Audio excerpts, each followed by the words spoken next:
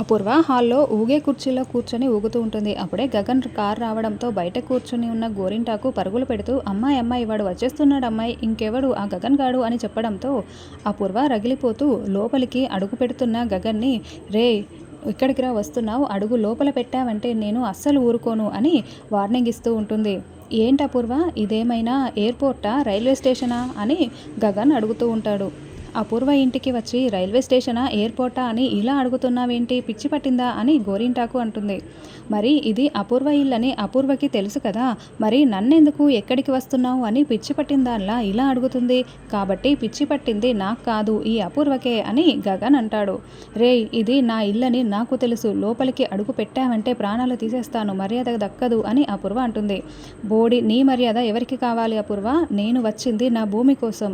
యాక్చువల్గా నేను కుడికాలు లోపల పెట్టి వద్దామనుకున్నాను, కానీ ఇక్కడ దయ్యం కూడా ఉంది కదా, అందుకే ఎడమకాలు లోపల పెట్టి వస్తానని ఎడమకాలు లోపలికి పెట్టి గగన్ లోపలికి వస్తాడు.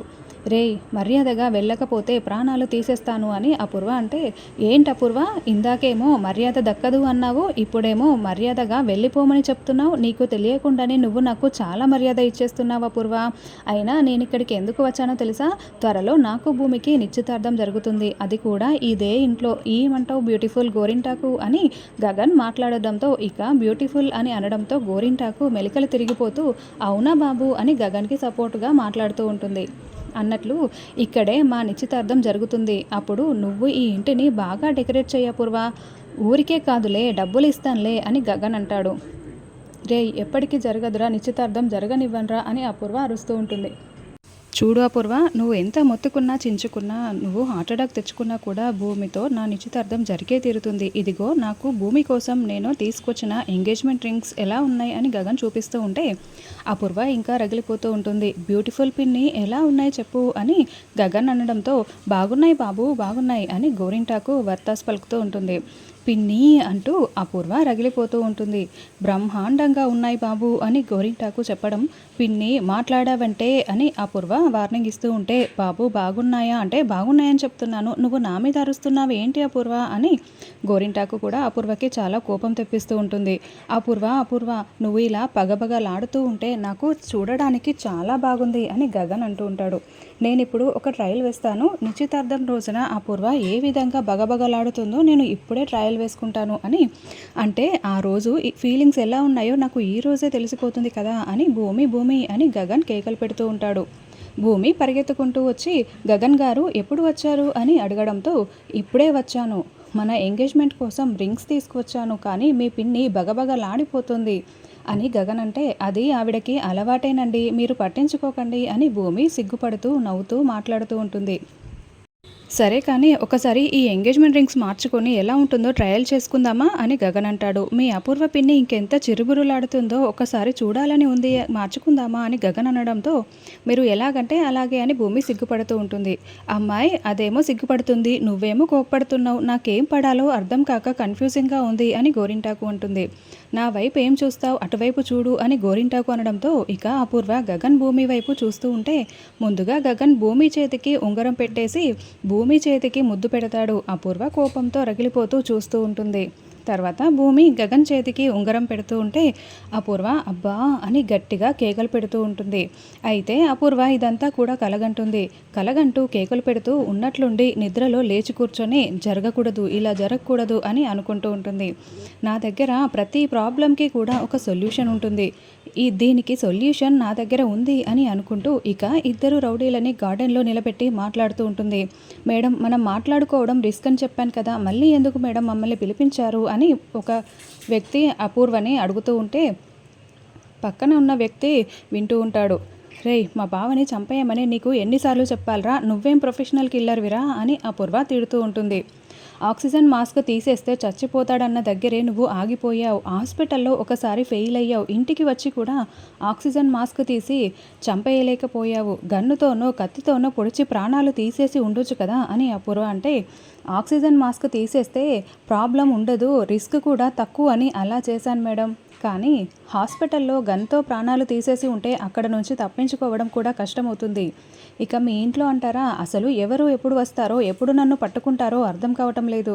ఆయన ఒక్కరే ఇంట్లో ఉండేలా చేయండి, లేదంటే మీరు ఆయన్ని ఒంటరిగా బయటికి తీసుకురండి, అప్పుడు మీరు చెప్పింది చేసేస్తాను, ఈసారి అస్సలు నేను మిస్ చెయ్యను అని అతను చెప్తూ ఉంటాడు.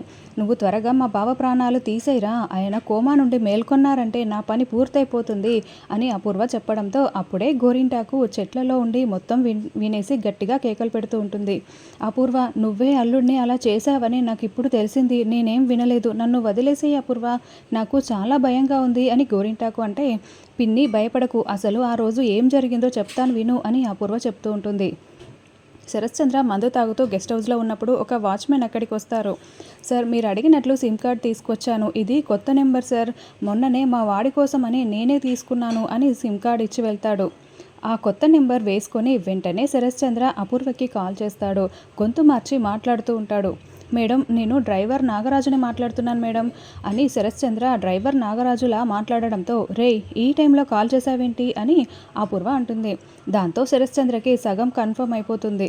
మేడం, శోభాచంద్ర గారి విషయం దాచిపెట్టినందుకు నా మనసు అస్సలు అంగీకరించడం లేదు మేడం, సార్ గెస్ట్ హౌస్లో తాగుతూ కూర్చున్నారని నాకు ఇప్పుడే ఇన్ఫర్మేషన్ వచ్చింది, సార్ దగ్గరికి వెళ్ళి నేను మొత్తం నిజం చెప్దామనుకుంటున్నాను మేడం అని అంటే, రే ఆగరా, నువ్వు వెళ్ళకురా, నేను చెప్పేది వినరా అని అపూర్వ చెప్తున్నా కూడా శరత్చంద్ర ఫోన్ పెట్టేస్తాడు. అపూర్వ పరుగులు పెడుతూ గెస్ట్ హౌస్కి వచ్చే లోపల శరత్చంద్ర ఒక చేత్తో రివాల్వర్ పట్టుకొని తలకి గాయంతో రక్తం కారుతూ స్పృహ లేకుండా పడిపోయినట్టు ఉంటాడు. శరత్చంద్ర చనిపోయాడనుకుని, బావా బావా ఎంత పని చేసావు బావా, అయ్యో దేవుడా, నువ్వు లేకుండా నేను బ్రతకలేను బావా అని శరత్చంద్ర గుండెలపై పడి ఏడుస్తూ ఉంటుంది. అప్పుడే కాఫీ టేబుల్పై ఉన్న లెటర్ చేతిలోకి తీసుకుంటుంది. నేను నిన్ను ఎంత నమ్మాను అపూర్వ, కానీ నువ్వు ఇలా చేస్తావని నేను అస్సలు అనుకోలేదు. కూతురు లాంటి భూమి నన్ను వదిలి వెళ్ళిపోయింది. మృత్యుఘోష దగ్గరికి వస్తున్నప్పుడే అన్ని నిజాలు తెలిసి నన్ను మరింత బాధ పెట్టాయి. నేను ప్రాణానికి ప్రాణంగా ప్రేమించిన నా శోభాచంద్ర ప్రాణాలు నువ్వు తీస్తావా? అసలు నువ్వు ఇలాంటి పని చేస్తావని నేను అస్సలు అనుకోలేదు. నువ్వు ఆస్తి కావాలని అడిగి ఉంటే శోభాచంద్ర మొత్తం ఆస్తి రాసి ఇచ్చి ఉండేది కదా, ఎందుకు నా శోభాచంద్ర ప్రాణాలని తీసేశావు అని శరత్చంద్ర ఆ లెటర్లో రాసి పెట్టి ఉంటాడు. లేదు బావా లేదు, నేను ఆస్తి కోసం ఇలా చేయలేదు, చిన్నప్పటి నుంచి నేను నిన్ను ప్రాణానికి ప్రాణంగా ప్రేమించాను, కానీ నువ్వేమో ఆ శోభాచంద్రని పెళ్లి చేసుకున్నావు. నువ్వు నా సొంతం కావాలంటే ఆ శోభాచంద్ర ప్రాణాలతో ఉండకూడదు, అందుకే నేను దాని ప్రాణాలు తీసేశాను, ఆస్తి కోసం కాదు బావా, నీపై ఉన్న ప్రేమతోనే ఇలా చేశాను అని అపూర్వ నిజం చెప్తుంది. ఏడుస్తూ ఉంటుంది. నీ నోటితోనే ఈ నిజం చెప్పిద్దామని నేను చచ్చిపోయినట్లు నటించాను అపూర్వ అని శరత్చంద్ర కళ్ళు తెరిచి మాట్లాడుతూ ఉండడంతో అపూర్వ షాకింగ్గా వింటూ ఉంటుంది. నా శోభాచంద్ర ప్రాణాలు తీసేస్తావా? నా కళ్ళ ముందర తిరుగుతూ నన్ను ప్రాణానికి ప్రాణంగా ప్రేమిస్తున్నట్లు నా శోభాచంద్ర ప్రాణాలు తీసేస్తావా? నేను నిన్ను అస్సలు వదలను అని శరత్చంద్ర అంటాడు. లేదు బావా, నేను నీపై ప్రేమతోనే ఇలా చేశాను బావా అని అపూర్వ అంటే, అయితే నువ్వు నాపై ప్రేమతో నా శోభాచంద్ర ప్రాణాలు తీసావు కదా, నీ ప్రేమ నిరూపించుకోవడం కోసమే కదా, శోభాచంద్రపై నాకు ఎంత ప్రేమ ఉందో నేను నిరూపించుకోవడానికి నీ ప్రాణాలు నేను తీసి నా శోభాచంద్రపై ఎంత ప్రేమ ఉందో నిరూపించుకుంటాను అని గొంతు నులిమేస్తూ ఉంటాడు. వద్దు బావా అని వినిపించుకుంటూ ఉంటుంది. ఇలా కాదు అని సగం పగిలిన సీసాని చేతిలోకి తీసుకొని అపూర్వని పొడవబోతూ ఉంటే అపూర్వ తోసేస్తుంది. దాంతో ఆ పగిలిపోయిన సీసా పైన శరత్చంద్ర పడిపోయి రక్తపు మడుగులో పడిపోయి ఉంటాడు. బావా అని శరత్చంద్రని రక్తపు మడుగులో పడిపోవడం చూసిన అపూర్వ కుప్పకూలిపోతూ ఏడుస్తూ ఉంటుంది.